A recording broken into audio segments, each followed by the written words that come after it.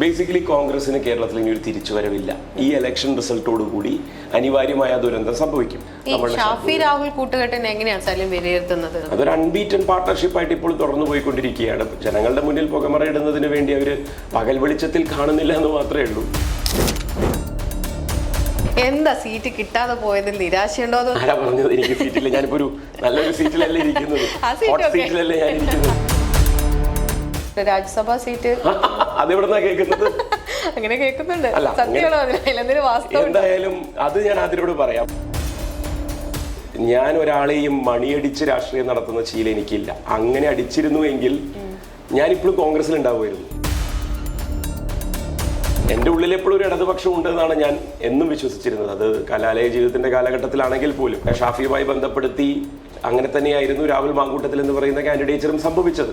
അതിന്റെ ദുരന്തം പാലക്കാട്ടെ കോൺഗ്രസ് മാത്രമല്ല, കേരളത്തിലെ കോൺഗ്രസ് തന്നെ ഇപ്പോൾ പേറിക്കൊണ്ട് നടക്കുകയാണ്. കോൺഗ്രസിൽ അങ്ങനെയാണല്ലോ, ഒരു സീറ്റ് ജയിച്ചാൽ മരിക്കുന്നത് വരെ പിന്നെ ആ സീറ്റാണ്. മരണത്തിലൂടെ അല്ലാതെ വേറൊരാൾക്ക് ആ സീറ്റ് വിട്ടുകൊടുക്കുക എന്നുള്ളത് അവരുടെ നിഘണ്ടുവിലില്ല. രാഹുൽ മാങ്കൂട്ടത്തിലുമായുള്ള വിഷയങ്ങളൊക്കെ അറിഞ്ഞിരുന്നോ നേരത്തെ? ഞാൻ അറിഞ്ഞിരുന്നു എന്നുള്ളതിനേക്കാൾ അതിന്റെ ഉത്തരത്തിൽ എനിക്ക് തോന്നുന്നു ഏറ്റവും വളരെ ക്യാച്ചി ആയിട്ടുള്ള ഭാഗം ആ പാർട്ടിയിൽ ഇപ്പോഴുമുള്ള നേതാക്കൾ അറിഞ്ഞിരുന്നോ എന്നുള്ളത് എനിക്കറിയോ എന്നുള്ളതാണ്. ആരാണ് ഹെഡ്മാഷ്? ഒരു സ്ഥലത്തെ MP എന്ന് പറഞ്ഞിട്ടുണ്ടല്ലോ. ശോഭാ സുരേന്ദ്രനെ സംബന്ധിച്ചിടത്തോളം അവിടുത്തെ പാർട്ടി പോലും അവരുടെ കൂടെ നിൽക്കുന്നില്ല. ക്യാമ്പയിൻ ചെയ്യാൻ ആ പാർട്ടിയുടെ അണികൾ പൂർണ്ണമായി നിൽക്കുന്നില്ല. പാലക്കാട്ടെ രാഷ്ട്രീയ സാഹചര്യങ്ങളും തന്റെ രാഷ്ട്രീയ നിലപാടുകളും പങ്കുവെക്കുകയാണ് ഇന്ന് മലയാളം ഡയലോഗ്സിൽ പി സരിൻ. സരിൻ നമസ്കാരം. നമസ്കാരം. എന്തുണ്ട് പാലക്കാട് ഒരു ചൂട്, ഇലക്ഷൻ ചൂട്? 12 അസംബ്ലികളുള്ള ഒരു ജില്ലയാണ് ഇടതുപക്ഷത്തെ സംബന്ധിച്ചിടത്തോളം. വലിയ സാധ്യതകൾ എല്ലായ്പ്പോഴും വെച്ചു പുലർത്തുകയും അത് ജനങ്ങൾ ആ സാധ്യതകളെ വോട്ടാക്കി മാറ്റി വിജയിപ്പിക്കുകയും ചെയ്യുന്ന ഒരു സ്ഥലമാണ് അവിടെ. ഇടതുപക്ഷം ഉഴുതുമറിച്ച മണ്ണാണത്. അതുകൊണ്ട് തന്നെ ആ മണ്ണിന്റെ അടിത്തറ വളരെ സ്ട്രോങ് ആണ്.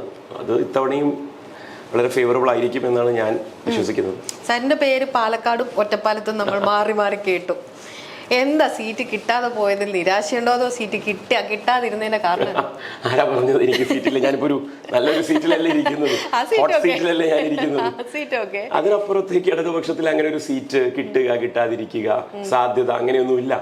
ഞാൻ മനസ്സിലാക്കിയിടത്തോളം എന്റേതായിട്ടുള്ള പാർട്ടി അനുഭവത്തിൽ നിന്ന് ഞാൻ മനസ്സിലാക്കുന്നത് ഓരോ ഉത്തരവാദിത്തങ്ങൾ ഓരോരുത്തരെ ചുമതലകളായി ഏൽപ്പിക്കുന്നു. 140 അസംബ്ലികളിൽ ഈ ഈ മുന്നണിയിലെ 140 പേരെ തെരഞ്ഞെടുത്ത് ആ പണിക്ക് നിയോഗിക്കുന്നു. ബാക്കിയുള്ള പണിയെടുക്കുക, അത്രയേ ഉള്ളൂ. നമ്മളതില് യാതൊരു തരം താല്പര്യങ്ങളും കാണിച്ചിട്ടില്ലായിരുന്നു. ഒരു സീറ്റ് എന്നുള്ളതല്ലായിരുന്നു അന്ന് റിബലായ സമയത്ത്, റിബൽ ഇൻ ദ സെൻസ് കോൺഗ്രസിനെതിരെ പറഞ്ഞ സമയത്ത് എന്നുള്ള അർത്ഥത്തിലാണ് ഞാൻ പറഞ്ഞത്. അത് നമ്മൾ ഉയർത്തിയത് വിഷയങ്ങളായിരുന്നു. ആ വിഷയങ്ങളുടെ ഒരു പൂർത്തീകരണത്തിന് ഒരു സീറ്റ് എന്നുള്ള രീതിയിൽ ഇടതുപക്ഷത്തിന്റെ സ്ഥാനാർത്ഥിയായി മത്സരിച്ചു എന്നേ ഉള്ളൂ അവിടെ. അതിനപ്പുറത്തേക്ക് നമ്മുടെ ചർച്ചയിൽ അതിന്റെ കാര്യങ്ങളൊക്കെ തെരഞ്ഞെടുപ്പിന്റെ ഒരു സമയമായപ്പോഴത്തേക്കും നമ്മൾ നിരന്തരം കേട്ടോണ്ടിരുന്നതാണ് സരിന് എന്തായാലും സീറ്റ് ഉണ്ടാവും, അത് പ്രത്യേകിച്ച് പാലക്കാടോ ഒറ്റപ്പാലോ, അതായിരുന്നു ചർച്ച മുഴുവനും ഉണ്ടായിരുന്നത്. പാർട്ടിക്ക് അങ്ങനെയൊന്നുമല്ല, പാർട്ടിക്ക് അതിന്റേതായ നടപടിക്രമങ്ങളുണ്ട്. സ്വയം പ്രതീക്ഷിച്ചിരുന്നോ? ഒരിക്കലുമില്ല, ആഗ്രഹിച്ചിട്ടുമില്ല. കാരണം നമുക്ക് ഒരു പാർട്ടി മാനായി മാറണം എന്നുള്ള ആഗ്രഹമുള്ള ഒരു മനുഷ്യനാണ് ഞാൻ. ഒരു ഓർഗനൈസേഷണൽ മാനായിട്ട് മാറാനാണ് ആഗ്രഹം. അപ്പോൾ എൻ്റെ SFI കാലം നഷ്ടപ്പെടുത്തി കളഞ്ഞു ഞാൻ, എൻ്റെ DYFI കാലവും കഴിഞ്ഞു പോയി. അപ്പോൾ സ്വാഭാവികമായിട്ട് എനിക്കിനി കോർ പാർട്ടി മാൻ ആവുക എന്നുള്ളതിൻ്റെ ഒരു 40 പോസ്റ്റ് 40 ഇയേഴ്സ് ആയിട്ടുള്ള വളരെ തുച്ഛം സമയമേ ഉള്ളൂ. അതിനുള്ളിൽ എനിക്ക് പാർട്ടിയിൽ എന്റേതായ ഉത്തരവാദിത്തങ്ങൾ, എന്നെ ഏൽപ്പിക്കുന്ന ഉത്തരവാദിത്തങ്ങൾ നിറവേറ്റുക എന്നുള്ളത് മാത്രമാണ് ഞാൻ. വേറൊരു കാര്യം കൂടെ കേൾക്കുന്നുണ്ട്, രാജ്യസഭാ സീറ്റ്. അതെവിടെന്നാ കേൾക്കുന്നത്? അങ്ങനെ കേൾക്കുന്നുണ്ട്. എന്തായാലും അത് ഞാൻ അതിനോട് പറയാം. ജനങ്ങളുടെ മുന്നിൽ നമ്മൾ ഒരു തെരഞ്ഞെടുപ്പിൽ മത്സരിക്കുക എന്നുള്ളത്, നമ്മൾ എന്താണ് മുന്നോട്ട് വെക്കുന്നത് എന്നുള്ളത് അവർക്ക് വിലയിരുത്താനുള്ള അവസരം. ആ അവസരത്തെ ബൈപ്പാസ് ചെയ്ത് പോകുന്ന അവസരങ്ങളെ ചാടിപ്പിടിക്കുക, എത്തിപ്പിടിക്കുക, അതിന് സരനുണ്ടാവില്ല. അതിന്റെ ഉത്തരം മനസ്സിലായല്ലോ. ഞാൻ ചോദിക്കട്ടെ, ഇപ്പൊ നമ്മള് കോൺഗ്രസിൽ നിന്ന് വന്ന് CPM-ലേക്ക് വന്ന ഒരാളാണ്. എന്തൊക്കെ പറഞ്ഞാലും അതിന്റെ ഒരു രാഷ്ട്രീയ സാഹചര്യവും സംഘടനാ പ്രവർത്തനവും ഒക്കെ വളരെ വളരെ വ്യത്യസ്തമാണ്. കോൺഗ്രസിന്റെ ഒരു സ്വഭാവ സവിശേഷതകളും ഇല്ലാത്ത ഒരു CPM-നൊപ്പം സഞ്ചരിക്കുമ്പോൾ എന്താ തോന്നുന്നേ? ഞാൻ കോൺഗ്രസിന്റെ ശൈലിക്ക് അല്ലെങ്കിൽ ആ മോൾഡിലേക്ക്, ആ അച്ചിലേക്ക് വന്ന് വീഴുകയല്ല ചെയ്തത്. 32-ാമത്തെ വയസ്സിൽ ഒരു സിവിൽ സർവീസ് ഉദ്യോഗം രാജിവെച്ച് വരുന്ന ഒരാൾ എന്താണ് കോൺഗ്രസ് എന്ന് മനസ്സിലാക്കാൻ ശ്രമിക്കുകയും എന്താണ് അവനവൻ എന്നുള്ളതിന്റെ ബോധ്യം ഉള്ള ഒരാൾ അത് കോൺഗ്രസിലേക്ക് പകർത്താൻ ശ്രമിക്കുകയും ചെയ്യുന്നതായിരുന്നു ഞാൻ ചെയ്തെടുത്ത കാര്യം. അവിടെ കോൺഗ്രസിൻ്റെതായിട്ടുള്ള ശൈലികൾ എന്താണെന്ന് മനസ്സിലാക്കാനൊക്കെ അതുകൊണ്ട് തന്നെ കഴിയുകയും ചെയ്തു. പക്ഷേ പൂർണ്ണമായും ആ അച്ചിൽ വാർത്തെടുക്കാൻ വേണ്ടി ഞാൻ എന്നെ വിട്ടുകൊടുത്തിട്ടില്ല. അപ്പം അതുകൊണ്ട് തന്നെ എനിക്ക് എൻ്റെ ഉള്ളിൽ എപ്പോഴും ഒരു ഇടതുപക്ഷം ഉണ്ട് എന്നാണ് ഞാൻ എന്നും വിശ്വസിച്ചിരുന്നത്. അത് കലാലയ ജീവിതത്തിൻ്റെ കാലഘട്ടത്തിലാണെങ്കിൽ പോലും. അതുകൊണ്ടായിരുന്നു കാലിക്കറ്റ് മെഡിക്കൽ കോളേജിൽ വി ആർ ദ റവല്യൂഷൻ എന്ന് പറഞ്ഞുകൊണ്ട് അന്നത്തെ എല്ലാ വിദ്യാർത്ഥി പ്രസ്ഥാനങ്ങൾക്കും എതിരെ ഇൻഡിപെൻഡൻസ് എന്ന് പറയുന്ന ഒരു മൂവ്മെന്റ് ഉണ്ടാക്കിയത്. We are the change, we are the revolution എന്നാണ് പറഞ്ഞത്. അപ്പോൾ അത് മാറ്റത്തിന് നിലകൊള്ളുന്ന ഒരു മനസ്സിന്റെ ഒരു രീതിയാണെന്നുള്ളത് നമുക്കൊരു സ്വയം വിലയിരുത്തലുണ്ടായിരുന്നു. അപ്പോൾ ആ വിലയിരുത്തൽ തന്നെ കോൺഗ്രസിൽ നമ്മൾ കൊണ്ടുവരാൻ ശ്രമിച്ചതും കോൺഗ്രസ് അത് ഒരു പരിധിവരെയൊക്കെ അക്സെപ്റ്റ് ചെയ്യുന്ന ഒരു പാർട്ടിയും ആയിരുന്നു എന്നുള്ളത് തന്നെ വേണം പറയാൻ. പക്ഷേ അതിന് ബൗണ്ടറീസ് ഉണ്ട്. ഇതൊക്കെ ഇവിടെ ഇത്രയൊക്കെ മതി എന്നുള്ളതാണ്. അതിനപ്പുറത്തേക്കൊന്നും വേണ്ട. അതിനപ്പുറത്തേക്കൊക്കെ നമ്മൾ പറയുന്നത് പോലെയൊക്കെ തന്നെ നടന്നാൽ മതി. സ്റ്റാറ്റസ് കോയിസ്റ്റാണ് ആ പാർട്ടി. അത് വളരെ വലിയ രീതിയിൽ ആ പാർട്ടിയെ പുറകിലേക്ക് പിടിച്ചു വലിക്കുന്നു എന്നാണ് ഞാൻ മനസ്സിലാക്കുന്നത്. ഇപ്പം സാറിന് എന്താണ് പാർട്ടി ഇപ്പം നിലവിൽ തന്നിരിക്കുന്ന ഒരു ഉത്തരവാദിത്തം പാലക്കാട്? എനിക്ക് പാർട്ടി എന്നെ ഒരു കാൻഡിഡേറ്റ് മെമ്പർഷിപ്പ് എന്ന് പറയുന്ന CM എന്നാണ് ഇതിന് പറയുക. കാൻഡിഡേറ്റ് മെമ്പർഷിപ്പിലായിരുന്നു ഞാൻ ഒരു വർഷം. എൻ്റെ പാർട്ടിയിലെ എന്താ പറയുക സ്ക്രൂട്ടിനി എന്ന് പറയും. ആ പ്രോസസ്സ് കഴിഞ്ഞ ശേഷം എന്നെ ബ്രാഞ്ചിൽ നിന്ന് പെർമനൻറ്റ് മെമ്പറാക്കാൻ വേണ്ടിയിട്ട്, പാർട്ടി മെമ്പറാക്കാൻ വേണ്ടിയിട്ട് PM എന്ന് പറയും ഉള്ള സജഷൻ മുകളിലേക്ക് പോയിട്ടുണ്ട്. അത് മുകളിലത്തെ ഘടകമാണ് അക്സെപ്റ്റ് ചെയ്യേണ്ടത്. അതിന് മാർച്ച് 31 വരെയൊക്കെ സമയമുണ്ട്. അതിനപ്പുറത്തേക്കുള്ള ഉത്തരവാദിത്തങ്ങൾ പാർട്ടി എന്നെ ഏൽപ്പിച്ചത് എനിക്ക് തോന്നുന്നു ഞാൻ പൊതുമധ്യത്തിൽ പറയേണ്ട ആവശ്യമില്ല എന്ന്. പാർട്ടിയുടെ ഈ ഇലക്ഷൻ വിജയത്തിന് വേണ്ടി പാർട്ടിയുടെ ജില്ലാ ഘടകം, ജില്ലാ സെക്രട്ടേറിയറ്റിൻ്റെ ജില്ലാ സെക്രട്ടറിയുടെ ഉത്തരവാദിത്തത്തിലുള്ള ആളുകൾ നമ്മളോട് ചില കാര്യങ്ങളൊക്കെ നിരീക്ഷിക്കാനും അതിലിടപെടാനും ഒക്കെ പറഞ്ഞിട്ടുണ്ട്. അതൊക്കെ ഇടപെടുന്നുണ്ട്. ഇപ്പം ഞാൻ ഈ പാലക്കാടുള്ള ആളുകളോടൊക്കെ സാറിൻ്റെ പോസിറ്റീവ് വശങ്ങൾക്ക് അപ്പുറം ചില നെഗറ്റീവ് കാര്യങ്ങൾ ഞാൻ ചോദിക്കും. അപ്പോൾ അങ്ങനെ ചോദിച്ചപ്പോൾ കിട്ടിയ ഒരു ചെറിയ റിയാക്ഷൻ ചോദിക്കട്ടെ. അതായത് സാറിന് എപ്പോഴും കോൺഗ്രസിൻ്റെ കൂടെ നിൽക്കുമ്പോൾ കോൺഗ്രസിലെ നേതാക്കന്മാർക്കൊപ്പം എപ്പോഴും ഉണ്ടായിരുന്ന ഒരാളാണ്. അതേ രീതി തന്നെയാണ് CPM-ൽ വരുമ്പോൾ ജനങ്ങളിലേക്ക് പോകുന്നതിന് പകരം നേതാക്കന്മാർക്കൊപ്പമാണ് കൂടുതലും കാണാറുള്ളത് എന്നുള്ളൊരു വിമർശനം കേട്ടു. അത് ശരിയാണ്. CPM-ൽ ആരിൽ നിന്നാണ് ആതിര അങ്ങനത്തെ അഭിപ്രായം എടുത്തത് എനിക്കറിയില്ല. ഞാൻ മനസ്സിലാക്കുന്നത്, ഞാൻ ഒരാളെയും മണിയടിച്ച് രാഷ്ട്രീയം നടത്തുന്ന ശീലം എനിക്കില്ല. അങ്ങനെ അടിച്ചിരുന്നുവെങ്കിൽ ഞാനിപ്പോഴും കോൺഗ്രസിൽ ഉണ്ടാവുമായിരുന്നു. ഇത്രയേ ഉള്ളൂ അതിൻ്റെ ഉത്തരം. മാത്രമല്ല, ഇടതുപക്ഷത്തിലേക്ക് ഞാൻ വന്നത്, ഞാൻ നേരത്തെ പറഞ്ഞല്ലോ, എനിക്ക് നഷ്ടപ്പെട്ടു പോയ എൻ്റെ യൗവനവും അതുപോലെ തന്നെ മധ്യവയസ്സിൻ്റെ ഒരു തുടക്കകാലമൊക്കെ ഉണ്ട്. അതുകൂടി തിരിച്ചു പിടിച്ച് ആളുകളുടെ ഇടയിൽ സജീവമായി നിലനിൽക്കണമെന്നാണ്. അങ്ങനെ ഒരു വഴി മനസ്സിൽ കാണുന്ന ഒരാൾ ഒരിക്കലും ഈ ഒരു ഷോർട്ട് കട്ട് എന്തായാലും അവലംബിക്കില്ലല്ലോ. പ്രത്യേകിച്ച് എൻ്റെ ക്യാരക്ടർ ഈ ഇന്റർവ്യൂവിലൂടെ മനസ്സിലാവുകയാണെങ്കിൽ അതിലേക്കും അഭിപ്രായം മാറുമെന്നാണ് എനിക്ക് തോന്നുന്നത്. ഞാൻ ജനങ്ങളുടെ ഇടയിൽ ജീവിക്കാൻ ഇഷ്ടപ്പെടുന്ന ഒരു മനുഷ്യനാണ്. ഭാര്യനെയും കുട്ടീനെയും വരെ ദുബായിലേക്ക് വിട്ടിട്ട് ഞാനിവിടെ ഒറ്റയ്ക്ക് നിൽക്കുന്നത് പോലും പലപ്പോഴും എനിക്ക് തോന്നിയിട്ടുണ്ട്. ഞാൻ ഈ ചെയ്യുന്നത് ഇങ്ങനെയൊന്നും അല്ല, അല്ലാതെയും ചെയ്യാം. ഫാമിലി മാൻ ആയിരുന്നുകൊണ്ടും കാര്യങ്ങൾ ഇൻവോൾവ് ചെയ്യാം. സൗമ്യയും മോളും ദുബായിക്ക് വിട്ടു എന്ന് പറയുന്നത് ഞാനൊരു ആലങ്കാരികമായി പറഞ്ഞു എന്നേ ഉള്ളൂ. അവരുടെ ചോയ്സ് ആയിരുന്നു. മോളെ പഠിപ്പിക്കുക എന്നുള്ളതിൻ്റെ ഒരു പുതിയൊരു എക്സ്പീരിയൻസ് എന്നുള്ള രീതിയിൽ ഒരു എക്സ്പോഷറിന് വേണ്ടിയാണ് അങ്ങോട്ട് പോയത്. അപ്പം ഞാൻ അത് ആസ്വദിക്കുന്നു. ഞാൻ എൻ്റെ ഇവിടുത്തെ ഓരോ നിമിഷത്തെയും ഞാൻ ആസ്വദിച്ച് ഇടപെടുന്ന ആളാണ്. അത് ജനങ്ങൾക്കിടയിൽ തന്നെയാണ്, പാർട്ടിയിലെ സാധാരണ അണികളുടെ ഇടയിൽ തന്നെയാണെന്നാണ് എൻ്റെ വിലയിരുത്തൽ. ഇപ്പം പാലക്കാട് ഒരു ഇലക്ഷൻ ഫൈറ്റ് നോക്കുകയാണെങ്കിൽ നമ്മൾ ഏറ്റവും കൂടുതൽ ഉറ്റുനോക്കുന്ന മണ്ഡലങ്ങളിൽ ഒന്നാണ് പാലക്കാട്. അപ്പോൾ ശോഭാ സുരേന്ദ്രനാണെങ്കിലും ഇപ്പുറത്ത് പിഷാരടി ആണെങ്കിലും അവർക്ക് പറ്റുന്ന ഒരു കാൻഡിഡേറ്റ് ഓപ്പോസിഷൻ കാൻഡിഡേറ്റ് ആണോ റസാഖ്? അതുക്കും മേലെ അവർക്ക് പറ്റുന്നത് അവരാണോ ഇതിന്റെ ബെഞ്ച് മാർക്ക്? അവരാണോ ഇതിന്റെ യാർഡ് സ്റ്റിക്ക്? അല്ല, ബെഞ്ച് മാർക്ക് അല്ല. പക്ഷെ ഈ സ്ഥാനാർത്ഥികൾ എന്ന നിലയിൽ നമ്മൾ കോമ്പറ്റീഷൻ ആണല്ലോ. Yes, absolutely. അപ്പൊ അതുകൊണ്ടാണ് ഞാൻ പറഞ്ഞത് അതുക്കും മേലെയാണ് NMR റസാഖ് എന്ന് പറയുന്നത്. കാരണം ഈ മനുഷ്യൻ പാലക്കാടിന്റെ ജനജീവിതത്തിന്റെ ഭാഗമാണ് കഴിഞ്ഞ 3 പതിറ്റാണ്ടുകളോളം. ഗ്രൗണ്ട് ലെവലിൽ ചിന്തിക്കും. അത് വെറുതെ NMR ബിരിയാണി ഹൗസിന്റെ ഒരു പ്രൊപ്പറേറ്റർ എന്നുള്ള രീതിയിലല്ല. അവിടുത്തെ എല്ലാവിധ സംഘടനകളിലും സജീവമാണ്. യുവാക്കളുമായി ബന്ധപ്പെട്ടിട്ടുള്ള ഏത് വിഷയത്തിലും മുൻപന്തിയിലുണ്ട്. അവിടെ നമ്മൾ പറയില്ലേ, പൗരപ്രമുഖർ എന്നുള്ള പ്രയോഗത്തിനെ ഞാൻ പൗരാവലി എന്നുള്ള വാക്കായിട്ട് റീപ്ലേസ് ചെയ്യണം. കാരണം ആ കൂട്ടമാണ്, അതൊരു ഏത് തലത്തിൽ ഏത് തട്ടിലുള്ള മനുഷ്യരുടെയും വലിയൊരു കൂട്ടമാണ്. ആ കൂട്ടത്തിന്റെ എന്ത് വിഷയത്തിലും മുൻപന്തിയിൽ നിൽക്കുന്നുണ്ട്.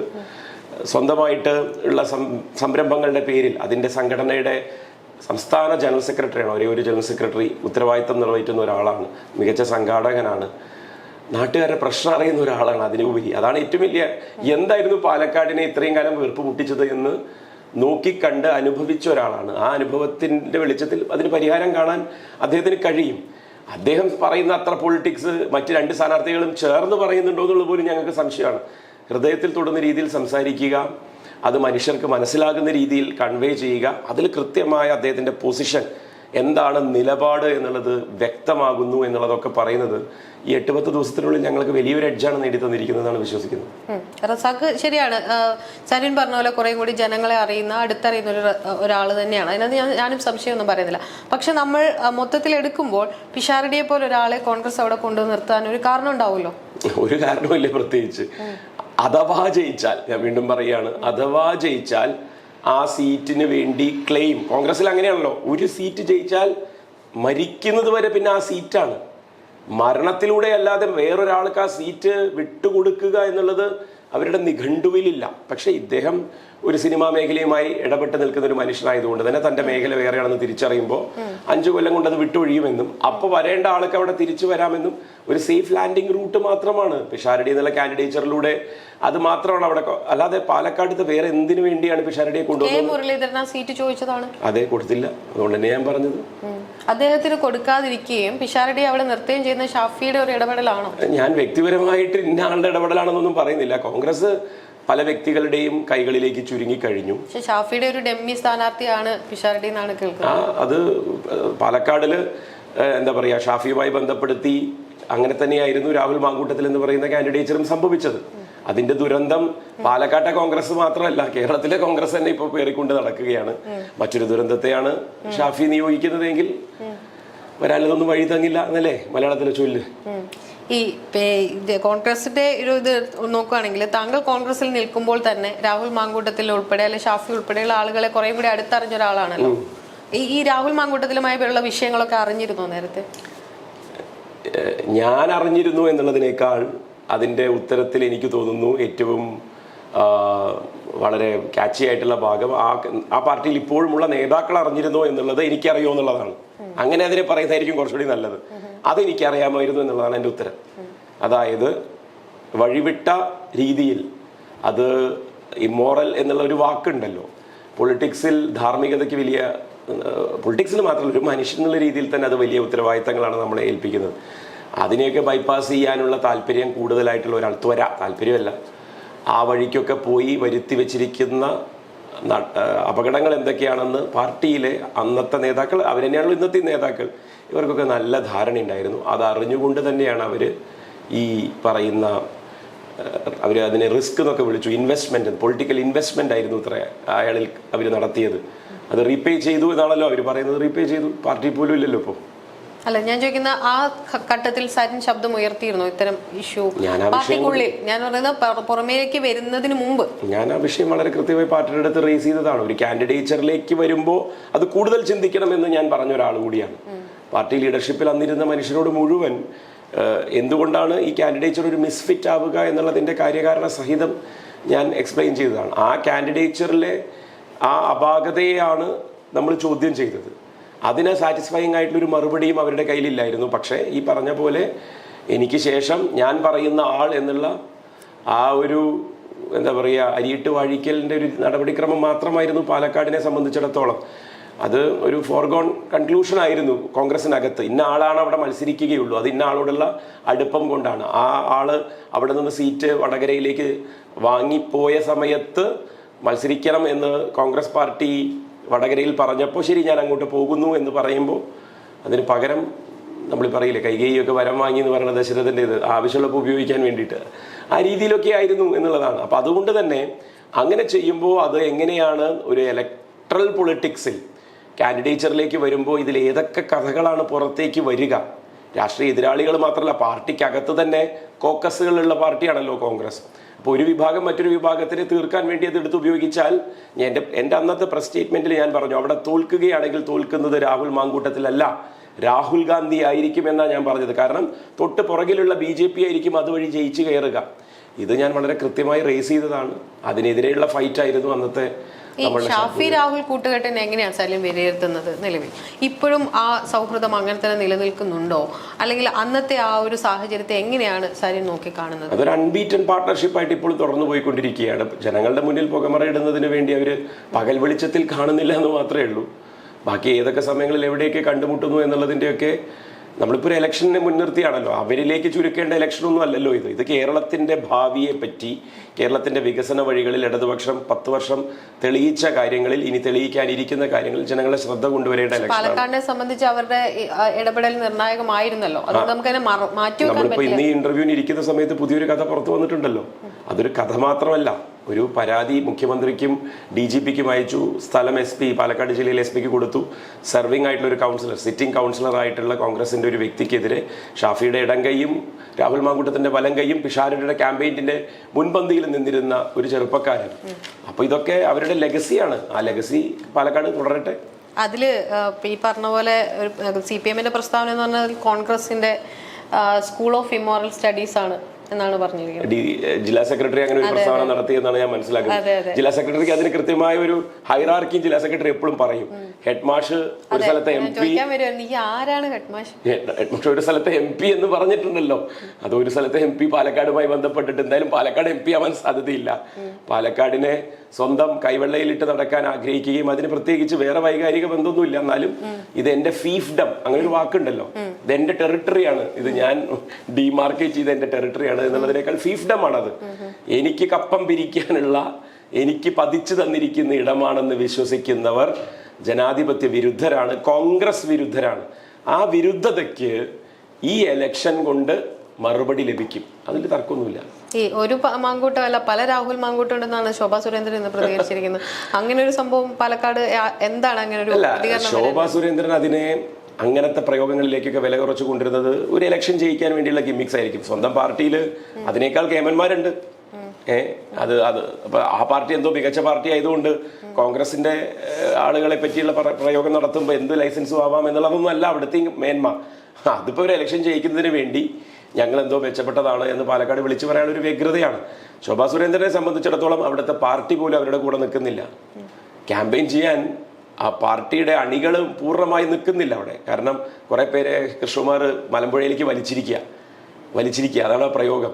മലമ്പുഴയിൽ കൃഷ്ണകുമാർ ജയിക്കുന്നതിന് വേണ്ടി പണിയെടുക്കാൻ പാലക്കാടത്തെ ഒരു കൂട്ടം പ്രവർത്തകരെ പാലക്കാട് ജില്ലാ അധ്യക്ഷന്റെ നേതൃത്വത്തിൽ, പാലക്കാട് 2 ജില്ലയാണ് BJPയെ സംബന്ധിച്ചിടത്തോളം, 2 ജില്ലയാണ്. ഇപ്പൊ പാലക്കാട് ഉൾപ്പെടുന്ന ഈസ്റ്റ് ജില്ല, വെസ്റ്റ് ജില്ല എന്നൊക്കെയാണ് അതിന്റെ പ്രയോഗം. അതിലത്തെ ഒരു ജില്ലാ പ്രസിഡന്റ് അടക്കം അപ്പുറത്താണ് പോയി പണിയെടുക്കുന്നത്.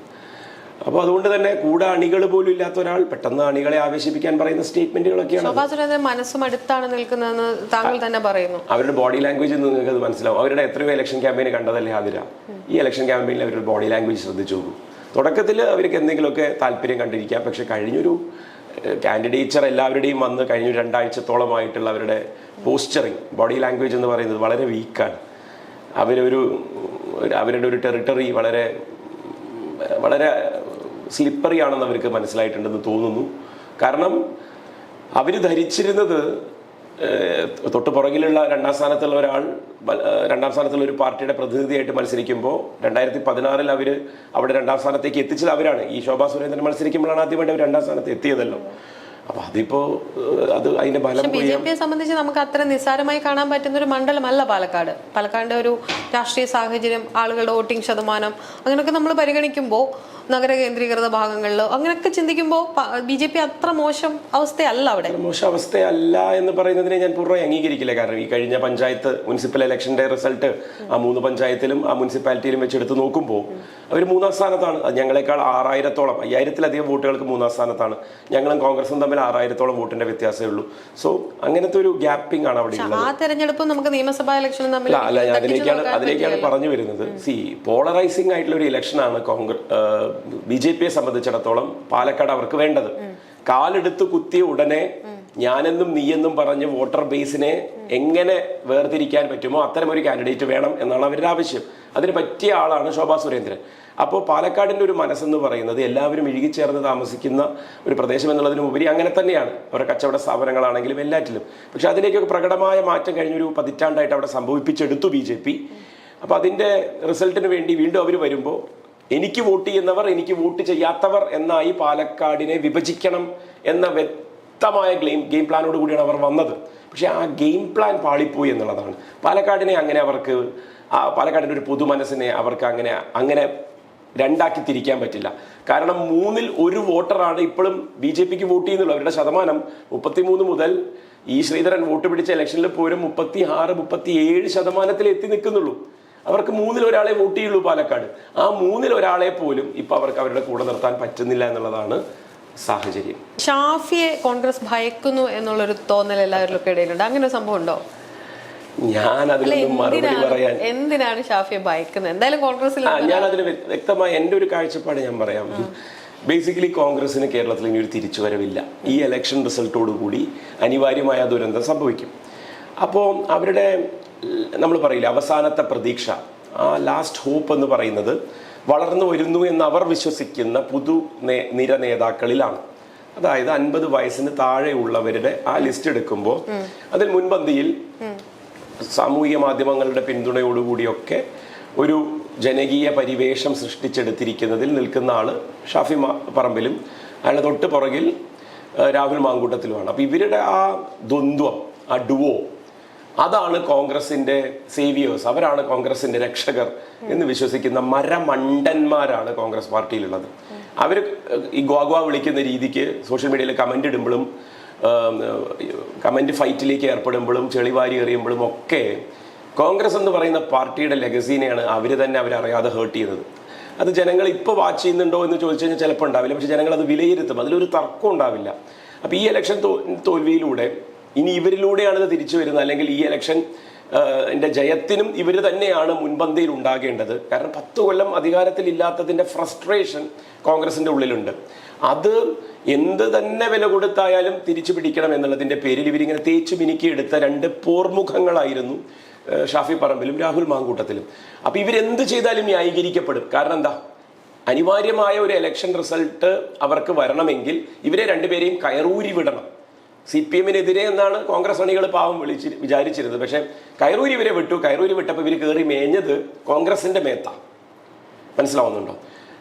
പാർട്ടിക്ക് ഡിസിപ്ലിൻ ഇല്ലാതെ, പാർട്ടിക്ക് അച്ചടക്കമില്ലാതെ, പാർട്ടിക്ക് ഒരു സ്ട്രക്ചർ ഇല്ലാതെ, ഒരു ഡെക്കോറം ഇല്ലാതെ പോകുമ്പോൾ ഉണ്ടാകുന്ന ഒരു കൂട്ടം ആളുകളുടെ മനോഭാവമാണ്, ഒരു മോബ് സൈക്കോളജിയിലാണ് അത് വർക്ക് ചെയ്യുന്നത്.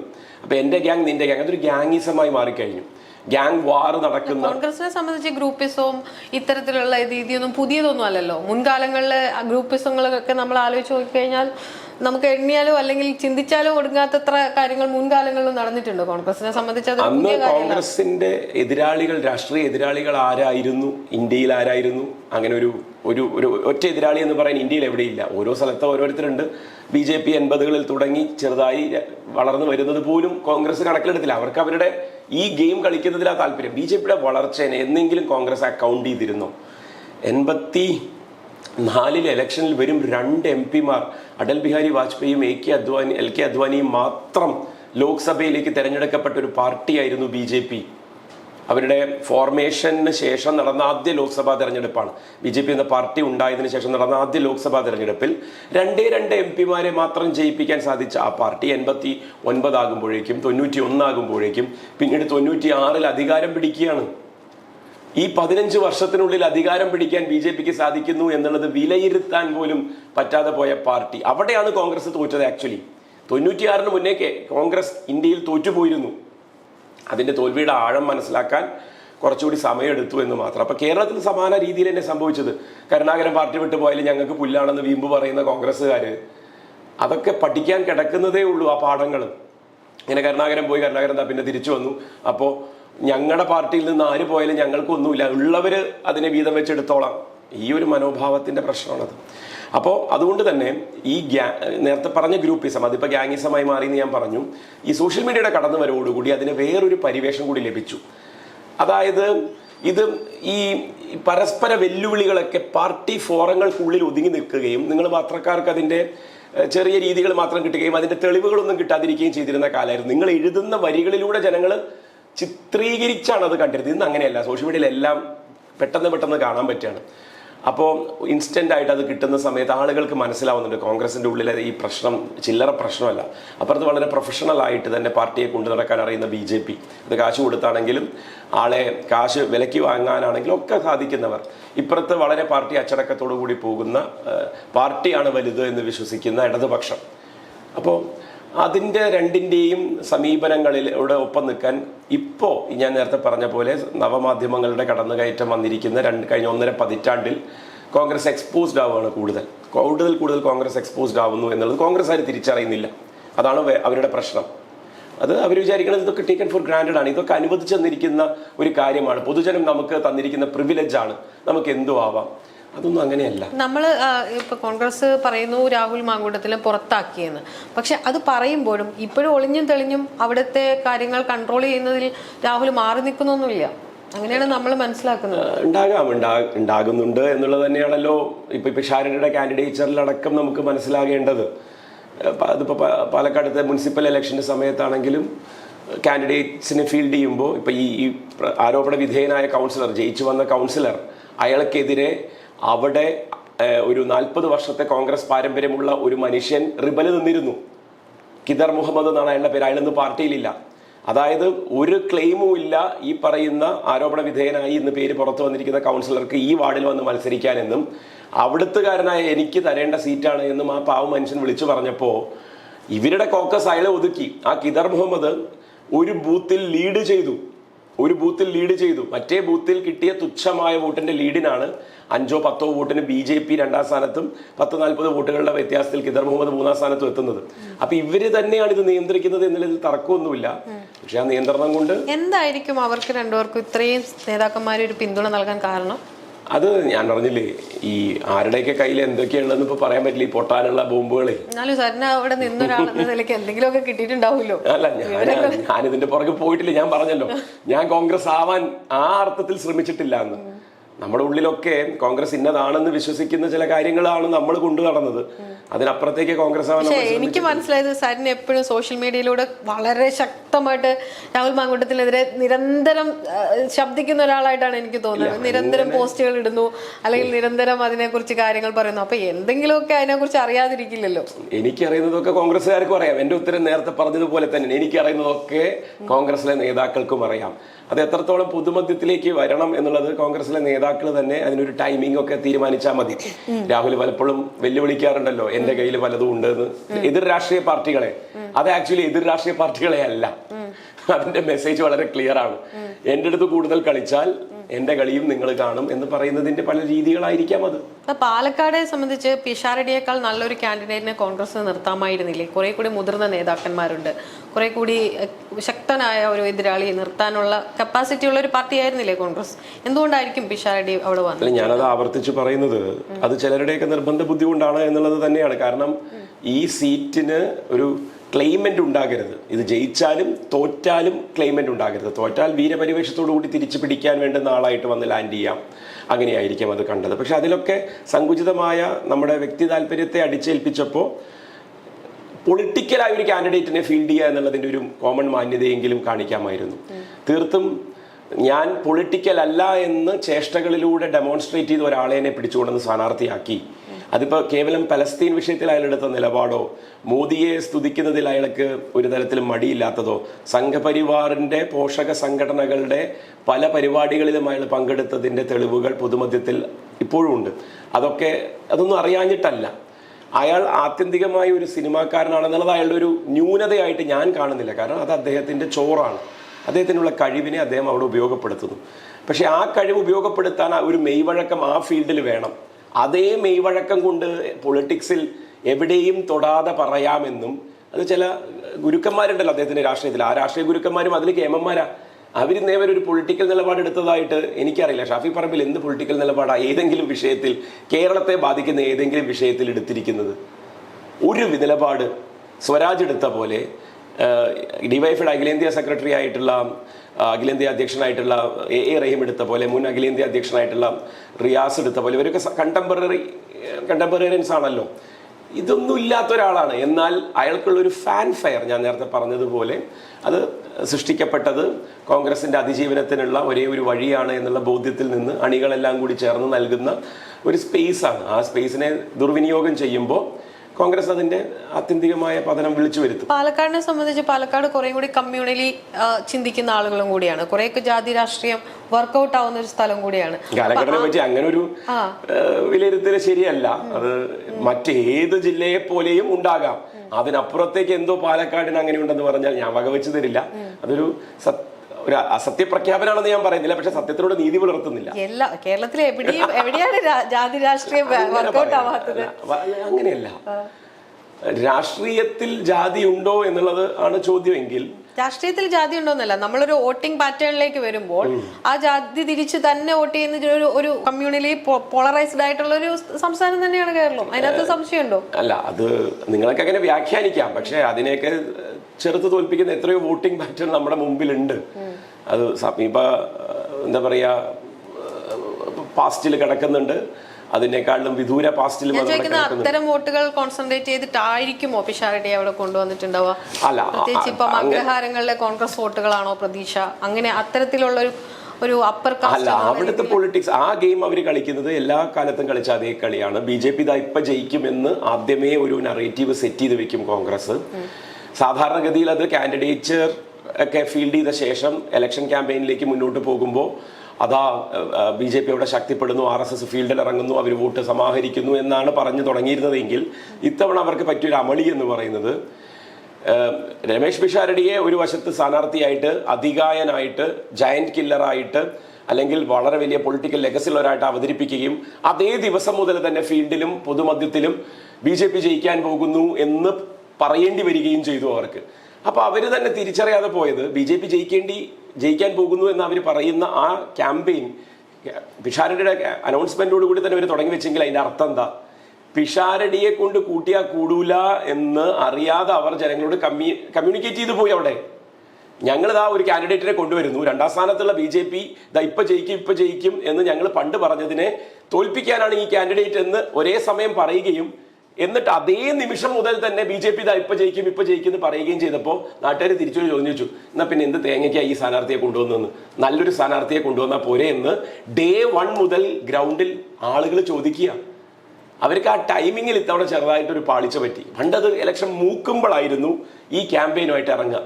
ഈ മർമറിംഗ് ക്യാമ്പയിൻ, വിസ്പറിംഗ് ക്യാമ്പയിൻ അങ്ങോട്ട് പടരുമ്പോൾ ഒരു എതിർ പോളറൈസേഷൻ, അത് മത ന്യൂനപക്ഷത്തിന്റെ ഭാഗത്ത് നിന്ന് സംഭവിപ്പിച്ചെടുക്കുന്ന ഒരു ഗെയിമായിരുന്നു കോൺഗ്രസിന് ഉണ്ടായിരുന്നത്. അത് ഇത്തവണയും സംഭവിക്കണം എന്ന നിർബന്ധ ബുദ്ധിയിലാണ് അറിയാതെ ആദ്യം കയറി അടിച്ചു പോയത്.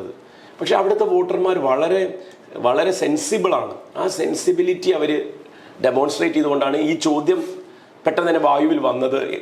പിഷാരടി വീക്കാണെന്നുള്ള വിലയിരുത്തലിലേക്ക് പൊതു മധ്യത്തിലും അതുപോലെ മാധ്യമങ്ങളും തന്നെ 10 ദിവസം കൊണ്ട് എത്തിയല്ലോ. അത് ഞങ്ങളുടെ ക്യാമ്പയിന്റെയും ജനങ്ങളുടെ വിലയിരുത്തലിന്റെയും കൂടി ഗുണം തന്നെയാണ്. ചെറിയൊരു വീഴ്ച പറ്റിയില്ല സാറിനെ, അതായത് ഈ കലാകാരനെ ആക്രമിച്ച ഒരു രീതി ഉണ്ടല്ലോ, ഒരു കലാകാരനാണ് ആ ഒരു പ്രസ്താവന കുറച്ചൊക്കെ ദോഷം. നോക്കൂ, ഞാൻ ഇത്രയും നേരം സംസാരിച്ചതിൽ നമ്മളിപ്പോ CPM-ലാണെങ്കിലും ഒരുപാട് കലാകാരന്മാർ മത്സരിക്കുന്ന ഒരു സാഹചര്യം ഉണ്ടായിട്ടുണ്ട്. ഇപ്പോഴത്തെ തെരഞ്ഞെടുപ്പിലായാലും മുൻ തെരഞ്ഞെടുപ്പുകളിലാണെങ്കിലും നമ്മൾ ഒരുപാട് കാണുന്നതാണ്. മിമിക്രി കലാകാരന്മാരുണ്ടാവുന്നു, അല്ലെങ്കിൽ സിനിമാ നടന്മാർ മത്സരിക്കുന്നു. അതൊന്നും CPM-നെ സംബന്ധിച്ച് പുതുമയുള്ള കാര്യമല്ല.